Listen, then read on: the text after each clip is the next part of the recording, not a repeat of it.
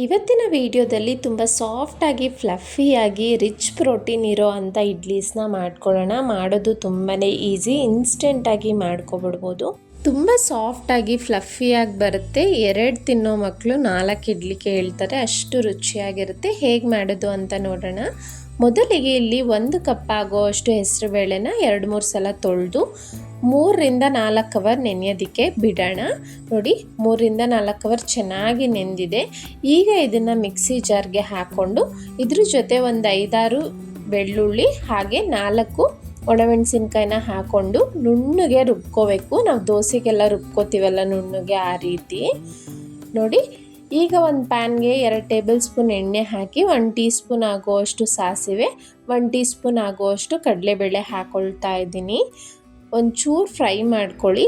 ನಂತರ ಯಾವ ಕಪ್ಪಲ್ಲಿ ಹೆಸರುಬೇಳೆ ತೊಗೊಂಡಿರ್ತೀರೋ ಅದೇ ಕಪ್ಪಲ್ಲಿ 1/4 ಕಪ್ ಆಗುವಷ್ಟು ಉಪ್ಪು ರವೆ ಅದು ತೊಗೊಂಡಿದ್ದೀನಿ. 2 ನಿಮಿಷ ಲೋ ಫ್ಲೇಮಲ್ಲೇ ಫ್ರೈ ಮಾಡ್ಕೊಳ್ಳೋಣ. ಈ ರವೆ ಹಾಕೋದ್ರಿಂದ ಆ ಟೆಕ್ಸ್ಚರು ತುಂಬ ಚೆನ್ನಾಗಿ ಬರುತ್ತೆ. ಹಾಗೆ ಸಹ ಮಾಡ್ಬೋದು, ಬಟ್ ರವೆ ಹಾಕಿದ್ರೆ ತುಂಬ ಚೆನ್ನಾಗಿ ಬರುತ್ತೆ ಅಂತ ನೋಡಿ. ಆ ಹೆಸರುಬೇಳೆ ರುಬ್ಕೊಂಡ್ವಲ್ಲ ಅದನ್ನು ಹಾಕಿ ರವೆ ಫ್ರೈ ಮಾಡ್ಕೊಂಡಿರೋದನ್ನ ಹಾಕ್ಕೊಳ್ತಾ ಇದ್ದೀನಿ. ನಂತರ ಇದಕ್ಕೆ 1/2 ಕಪ್ ಆಗುವಷ್ಟು ಮೊಸರನ್ನು ಹಾಕ್ಕೊಳ್ತಾ ಇದ್ದೀನಿ. ಇನ್ಸ್ಟೆಂಟಾಗಿ ಮಾಡೋದ್ರಿಂದ ನಾವು ಮೊಸರನ್ನ ಹಾಕಬೇಕು. ಫ್ರೆಶ್ ಆಗಿರೋವಂಥ ಕೊತ್ತಂಬರಿ ಸೊಪ್ಪು, ರುಚಿಗೆ ತಕ್ಕಷ್ಟು ಉಪ್ಪನ್ನು ಹಾಕಿ ಎಲ್ಲವನ್ನು ಮಿಕ್ಸ್ ಮಾಡ್ಕೊಳ್ಳೋಣ. ಹೆಸರುಬೇಳೆ ರುಬ್ಕೊಳ್ಳುವಾಗ ಜಾಸ್ತಿ ನೀರು ಹಾಕೋಕ್ಕೆ ಹೋಗಬಾರ್ದು. ಆ ಇಡ್ಲಿ ಟೆಕ್ಸ್ಚರ್ ಬರಬೇಕು ಅಂದರೆ ಗಟ್ಟಿಯಾಗಿ ರುಬ್ಕೊಳ್ಳಿ. ಒಂದು ಚಿಟಿಕೆ ಆಗುವಷ್ಟು ಅರಿಶಿನೂ ಹಾಕೊಳ್ಳಿ ಒಳ್ಳೆ ಬಣ್ಣಕ್ಕೋಸ್ಕರ.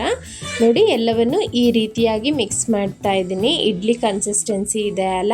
ಈಗ ರವೆ ಹಾಕಿರೋದ್ರಿಂದ ಒಂದು 10 ನಿಮಿಷ ಪಕ್ಕಕ್ಕೆ ಇಡೋಣ. ಆ ರವೆ ಇನ್ನೂ ಅಬ್ಸರ್ವ್ ಮಾಡ್ಕೊಳ್ಳುತ್ತೆ ವಾಟರ್ನ. ಅಷ್ಟರಲ್ಲಿ ಚಟ್ನಿ ಮಾಡ್ಕೊಳ್ತೀನಿ. ಒಂದು ಪ್ಯಾನ್ಗೆ 2 ಟೇಬಲ್ ಸ್ಪೂನ್ ಎಣ್ಣೆ, 1 ಟೀ ಸ್ಪೂನ್ ಕಡಲೆಬೇಳೆ ಹಾಕ್ಕೊಂಡು ಒಂಚೂರು ಫ್ರೈ ಮಾಡ್ಕೊಳ್ಳಿ ಕಡಲೆಬೇಳೆನ. ಅನಂತರ ಇದಕ್ಕೆ ಒಂದು 6 ಎಸಳು ಬೆಳ್ಳುಳ್ಳಿ, ಖಾರಕ್ಕೆ ತಕ್ಕಂತೆ 4 ಒಣಮೆಣಸಿನ್ಕಾಯಿ, 1 ಮೀಡಿಯಮ್ ಸೈಜ್ ಈರುಳ್ಳಿ, 1 ಮೀಡಿಯಮ್ ಸೈಜ್ ಟೊಮೆಟೊ ಹಾಕಿ ಕಂಪ್ಲೀಟಾಗಿ ಟೊಮೆಟೊ ಈರುಳ್ಳಿ ಎಲ್ಲ ಚೆನ್ನಾಗಿ ಬೇಯಬೇಕು, ಸಾಫ್ಟಾಗಿ ಆಗಬೇಕು.